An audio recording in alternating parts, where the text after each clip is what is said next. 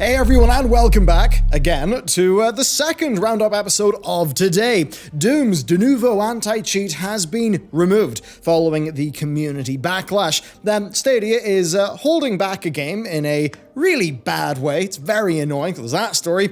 EA have open sourced some old content, which is pretty sweet, and a whole bunch more. So after this, hit up that first roundup we posted today if you've not already. Great stories in that one. And if you want to support our efforts and get a bunch of cool stuff in return, Patreon is the place. And with that said, like, sub, etc., and let's get stuck into the video.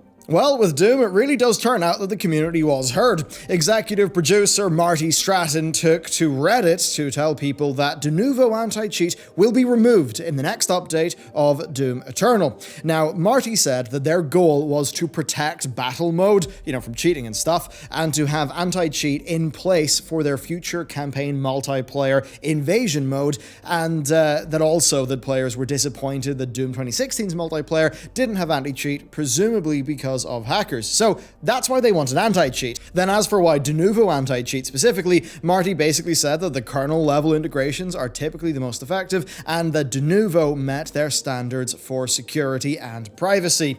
So that's basically what's up there. And it does seem that overall they have listened, as evidenced by this. Despite our best intentions, feedback from players has made it clear that we must reevaluate our approach to anti-cheat integration. Now, at a minimum, Marty said that they are going to give campaign-only players a way to play with zero anti-cheat whatsoever, and to ensure that the anti-cheat integration is timed well, and it's in there with things like competitive modes where anti-cheat matters more. Now, according to Marty, this decision was made by them to have Denuvo Anti-Cheat. It was not by Bethesda. And you know what? Fair enough. That's him, owning up, taking responsibility. That's respectable. That's what we want to see. And certainly between this and Marty's response to the Mick Gordon situation, you know what? He has shown himself to be a pretty great communicator, right? He's definitely doing a good job with these posts. Interestingly, though, he did say that their decision to remove Denuvo Anti-Cheat has nothing to do with the quality of Denuvo's solution, and he actually said that the performance and instability issues that people talked about, that they were actually unrelated. So on that, id actually discovered that customizable skins were causing crashes in the game, and that there was also a bunch of memory-related crashes as well that snuck in with the most recent update. And they were also very clear in thanking the community, and they actually said that some community members worked directly with id engineers to hunt down some of the more hard to reproduce issues. So that's pretty cool. Now, for the performance issues, he said that the team right now thinks it's based on a VRAM, so that's your GPU's RAM, basically on an allocation issue that basically just cropped up because of new code. So I assume they tweaked the implementation.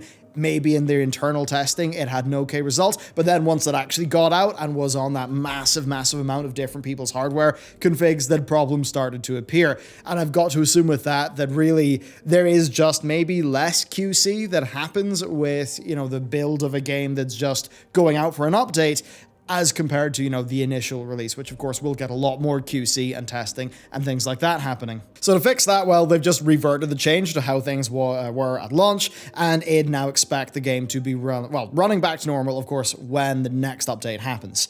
Overall, I'd say this is good. Anti-cheat will return in the future, but it will be optional, and that means that non-multiplayer people will not be forced to have the anti-cheat enabled. It also, I think, will be better communicated based on what Marty said here, which is important, and really Stratton has shown a great ability to actually get a handle on situations like this, and I'm sure that, those under him, right, his team, I think they maybe find some solace that they, don't have a Randy Pitchford-like character being responsible for the company's public image, so he's certainly doing good by his team there. Now, as for Denuvo Anti-Cheat returning, I'll say this. If it fires up when I play the game and goes away afterwards, then I'm fine. But that's probably not going to be the case, is it? And I really wish I could talk more to this problem, but when it comes to netcode, anti-cheat, web stuff, all that, I'm just not very knowledgeable, to be completely honest with you. Ultimately, though, this is a thing that is pretty hard to crack without going straight into your machine to fix the problem. And we all do know that games like PUBG, as an example, have just been totally crippled by cheating. So how do you fix a problem like this? Say something like a wall hack. If that's just tampering around with your GPU in a way, it's kind of hard to detect stuff like that without having really deep, serious, as he said, kernel level integrations. And that really does kind of sucks. So I've got to wonder, is there another way around that problem? I wonder, like, could you, now that we've got more in the way of like compute shaders and stuff and more computational, stuff that you can be doing in GPUs, like, is there any way they could leverage that to maybe do some sort of validation? I don't know. That's just random thoughts. I'm definitely very concerned about these kernel level integration anti-cheat solutions. I think, there's a large potential for a vulnerability there. And just in terms of principle, I don't really want that level of control over my system going to some service like this. Now, that said, it is always this arms race between the people who are making the hacks, between the people who are trying to solve the hacks and make the anti-cheats. And who knows where that leads us. At the end of the day, there are just these scumbags making hacks that ruin our gameplay experience. And then, because if we don't have a good gameplay experience, we're not going to play as much of the game. Look at PUBG. These companies are forced to have more and more draconian ways of dealing with the anti-cheat, which then can go to the stage where it kind of sucks for us, or at least is uncomfortable. So overall, we're going to put a pin in it for now. But I think this is something we're going to be talking about for quite some time indeed.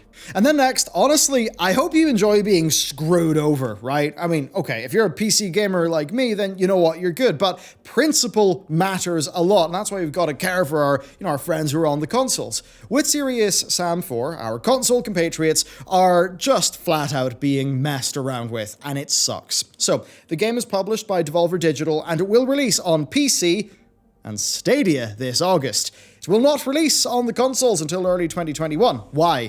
Why? That's the question. And it was answered by Devolver themselves. And I guess, sure, credit to Devolver for being straight with us on this one.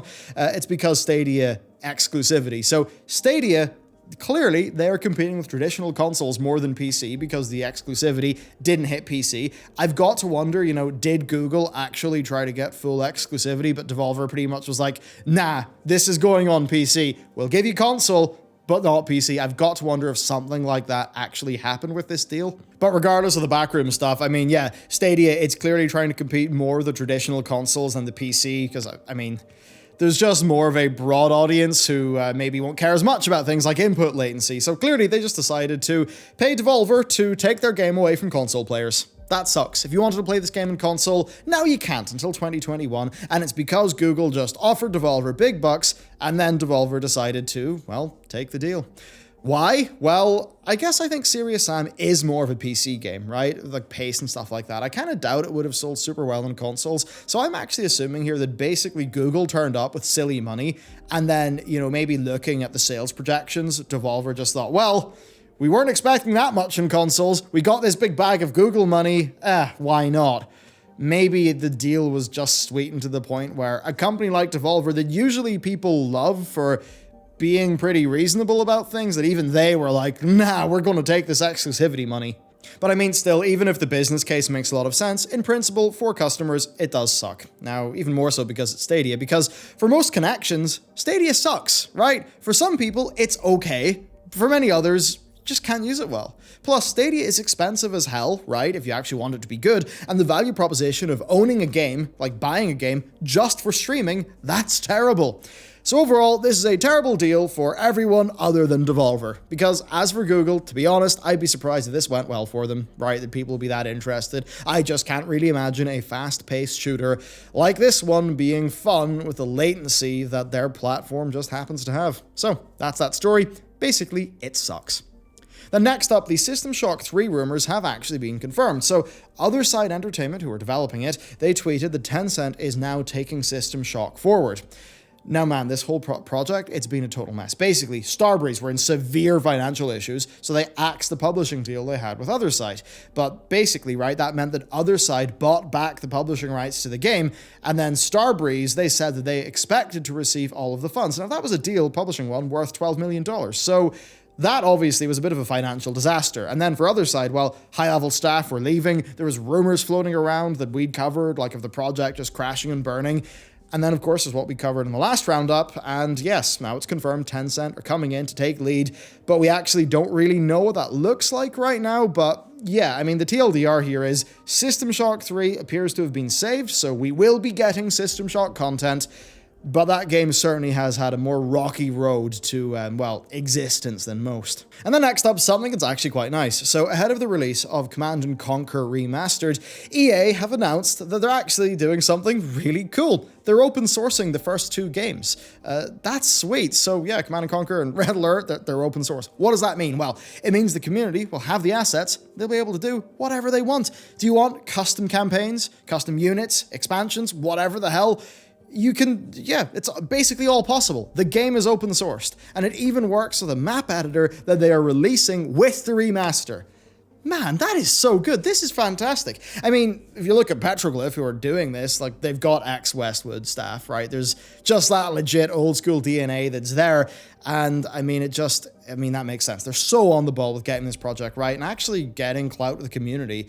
And it's typically not what you'd see with EA, but it's absolutely welcome. And, you know, for me, as somebody who loves a lot of the old school RPGs, RTSs, you know, seeing a great treatment being given, seemingly, to Command & Conquer and to Age of Empires it's just really nice. So yeah, there's some really nice, good news. And then next up, well, we've got G2A. This is a rather long-awaited update on the Factorio G2A situation. So G2A had long been a dumping ground for stolen keys. Now, they've also done a lot of scummy things, too much to go into here, but stuff like G2A Guard, which was exposed quite well by Level Cap Gaming, and just generally, they're a bit of a messy bunch. Well, G2A, right, they said that they would pay back 10x the value of any fraudulently obtained keys that were sold in their store, but only if developers signed up to work with G2A and an independent auditor, like, say, PwC, PricewaterhouseCoopers. Barely any devs signed up for this, though. Actually, only one, the Factorio devs. Now, G2A ended up not going with an independent auditor. I guess just couldn't work out the deal, and instead they did the audit themselves, which you could see as being a bit fishy. Now, the Factorio devs reported 321 illegit keys. G2A found 198 keys had been sold illegitimately between March and June 2016, and this worked out okay for the devs, because they just got a tidy $39,600 from G2A. Now, from a PR perspective, G2A are obviously keen to turn this into a big old win. They've said that fraud hurts everyone, you know, devs, customers, and them, because, you know, they've got to, you know, deal with the chargebacks and, you know, all of that stuff and the resolution. Now, their spokesperson told Polygon that they took too long to recognize that a small number of individuals were abusing the marketplace, and that the criticism that they received was the wake-up call that they needed to be better, and they went on to say that G2A now is implementing industry-leading anti-fraud AI. Is that true or not? Honestly, it's hard to know, right? You'd have to find some dev who would maybe be talking about what the G2A situation is like right now, and perhaps with this story now appearing, maybe some devs will actually do that. But what's funny, though, is actually if you sit back for a second and think, only one dev took up this offer, right? The Factorio ones. I mean, there's a lot more games than Factorio being sold in their store. A lot more indies, but also big games, right? Ubisoft games, Call of Duties, you know, AA games, Grand Theft Autos, you know, big games. Now, at the time, G2A were fairly adamant that really not that much was going wrong. They weren't responsible. But this is their own investigation, and it just proved that fraudulent keys were actually moved through their store. So they kind of are proving their old selves wrong. Now, if the numbers, you know, were like Factorio but spread across all the other games in their store, then the cumulative numbers over the years are sure to have been absolutely massive.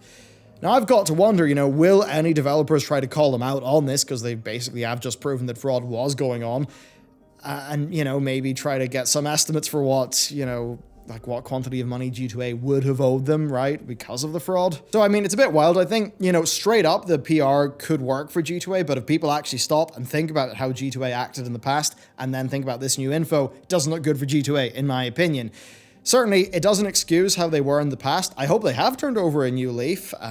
You know, we would have to see, right, if they actually have. I mean, it is just funny that this, you know, them saying that, yeah, there were fraudulent keys, that actually shows that so many of their past communications were actually shady as hell. So there you go. That's this story for now. But, you know, when a G2A headline appears, generally a lot of devs, a lot of publishers come out of the woodwork and have something to say about it. So I've got to imagine we'll probably see something about this in the future. But anyway, there you go. 2 roundups today. So much news. I mean, oh my God.